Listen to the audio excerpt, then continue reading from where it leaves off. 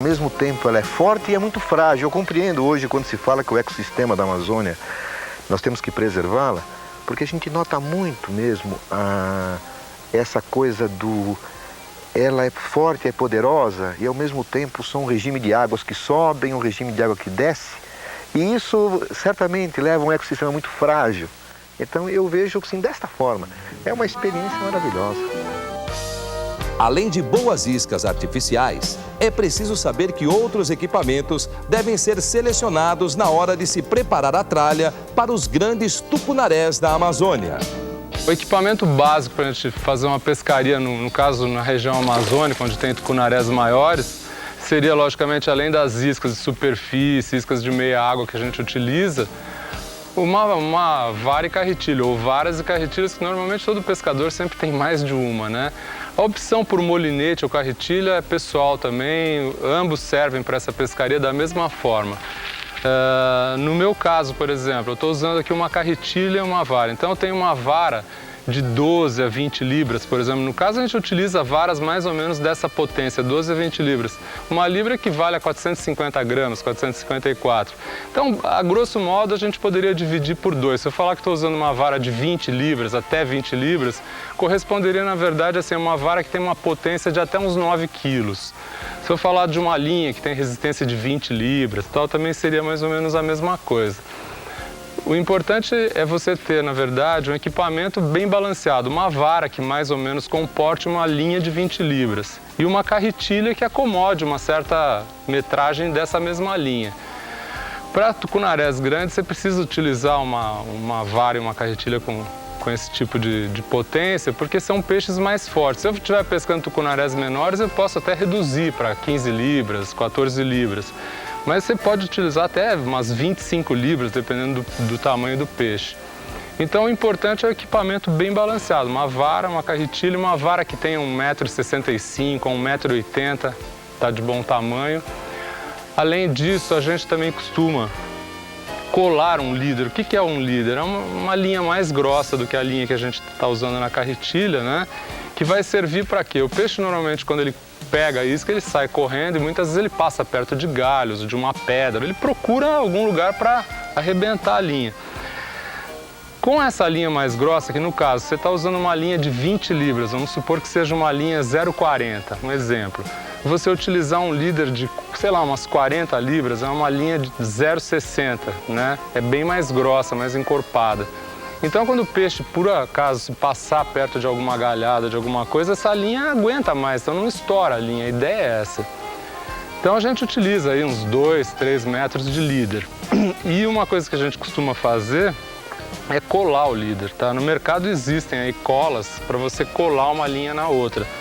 Então, você vai utilizar a linha mais fina da carretilha, né? A linha mais grossa, colocar num gabarito e passar essa cola. Com isso, você evita uma coisa.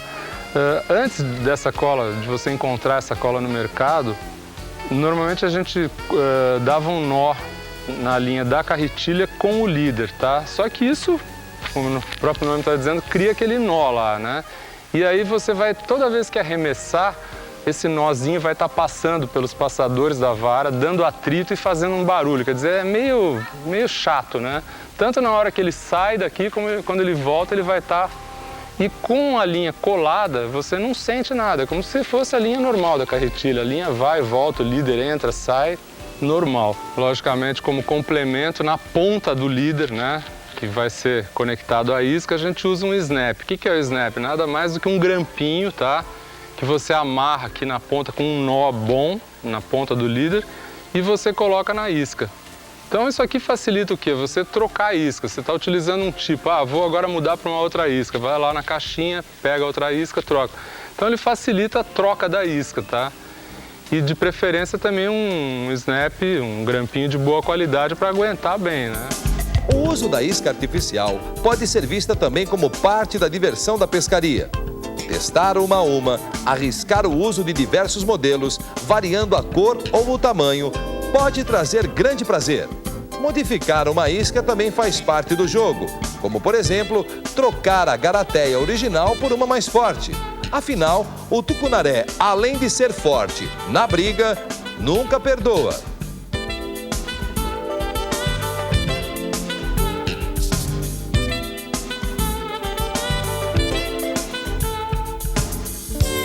Zara, é uma isca americana.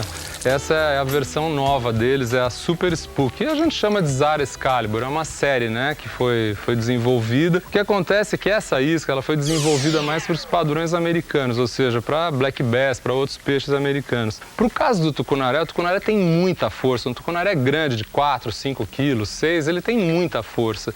Se você usar uma isca com as garateias e argolas originais, o peixe vai embora mesmo. Então o que a gente faz? Troca as argolas, coloca argolas bem resistentes e garateias bem resistentes. Agora, uma coisa que a gente faz também, muitas vezes, no caso do tucunaré, porque ele também tem uma boca grande. Então uma isca dessa com um tucunaré lá da Amazônia, ele abocanha isso aqui com tranquilidade. Então, o que a gente faz? A gente pega a isca, né? E elimina a garateia do meio, ou seja, no caso, basta retirar a argolinha e a garateia aqui do centro, né? Que na verdade aqui tinha um outro pitão. Eu aqui dei uma desbastada aqui e ficou sem nada. E coloca 2 argolas bem resistentes e garateias um pouco maiores, porque daí você está fazendo uma troca de 3 por 2, não vai desequilibrar a isca. Existe também a opção de iscas nacionais, tá? Hoje tem algumas fábricas fazendo também esse tipo de isca de superfície, Zara, Jumping Minnow. Então, se você comprar uma nacional, aí no caso elas já vêm inclusive com as garateias reforçadas, com argola forte e tal. Esse brinquedinho chamado isca artificial pode até virar mania de colecionador. O ideal não é ter uma infinidade de modelos, mas tipos, tamanhos e cores variadas de um mesmo modelo. Até mesmo no recolhimento da isca, a atenção deve ser grande. Também, uma coisa que acontece, que a gente também já observou bastante, é bem comum acontecer. Você está pescando, trazendo a isca. Então você arremessou, trabalhou um tempo a isca saiu daquela área de ataque que você imagina. Então quando já está chegando mais perto, você já recupera rápido a carretilha para arremessar de novo, né? E muitas vezes o peixe está no meio do caminho, ele está mais próximo, não está no barranco. Então você observa às vezes o ataque do tucunaré principalmente, quando a isca não está trabalhando absolutamente nada, a isca vem cortando assim na superfície e ele ataca. É bem frequente isso. Então, sei lá, você pode até eventualmente fazer esse tipo de trabalho. Não vou dizer que seja o ideal, mas muitas vezes dá resultado também. Outra observação a ser levada em conta na pescaria, principalmente na Amazônia, é com relação ao uso do motor elétrico. O motor de polpa tem por finalidade levar o barco até o pesqueiro. Lá chegando, porém, é o elétrico que entra em ação. Vamos supor que você tenha chegado num local onde tem aqui uma extensão grande de galhadas na beirada de um rio, por exemplo, de um lago. Então você vai com o motor elétrico, ele não faz barulho, ele é silencioso, ele é ligado a uma bateria, né? Então ele não faz barulho nenhum, não causa deslocamento muito grande na água e tal. Então a gente vai varrendo esse ponto de pesca, ou seja, eu vou posicionar o barco, ele serve para posicionar o barco. E vou começar a arremessar aqui, tentar encontrar o peixe aqui. Se eu não encontrar, o que eu vou fazer? Dou só uma ligadinha no motor elétrico e me desloco mais 10 ou 15 metros e vou beirando aquela galhada toda, entendeu? Então ele se presta para isso, quer dizer, de repente um vento um pouco mais forte tira o barco da posição, eu vou lá, corrijo o barco, né, com o motor.